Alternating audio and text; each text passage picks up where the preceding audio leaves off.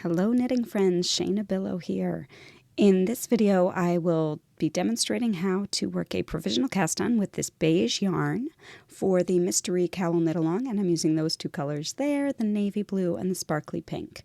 So we're going to need some scrap yarn that's about the same size as the working yarn, so a DK or worsted. You will also need a crochet hook that's about the same size as your knitting needle. It doesn't have to be exact because we will be taking this provisional cast on out later, so it does not need to look perfect.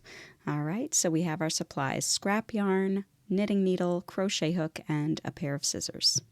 Let's begin the cast on. With your knitting needle nearby and your scrap yarn, you're going to make a slip knot and put it onto the crochet hook.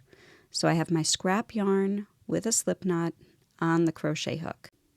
Then I'm going to get my knitting needle, put my yarn around my left hand for crochet, holding the knitting needle on top of the working yarn between my index finger and crochet hook. I'm going to pass the crochet hook over the top of the knitting needle, grab a yarn over, and then bring it through the loop that was on the hook, thereby creating a chain that has trapped the needle inside of it.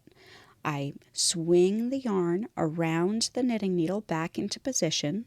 Then we repeat the process. So my knitting needle is in front of the working yarn, my crochet hook crosses in front of the knitting needle, and I work a chain. So yarn over the hook, like so, and then bring that yarn over across the needle and through the loop that had been on the hook to create another chain around the needle. Then the yarn swings to the back and you repeat. So we're working chain stitches essentially around a knitting needle until we have the number that we need. In this case, that is 65 stitches wrapped around the knitting needle. So again, swing the yarn to the back of the work, crochet on top. Swing the yarn behind the needle, crochet on top. And you're going to repeat that until you have 65 stitches. I will see you at the end of the 65.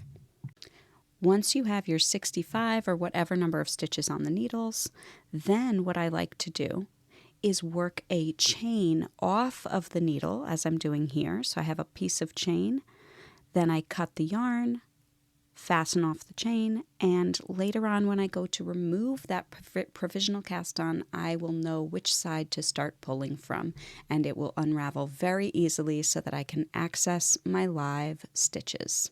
Happy knitting!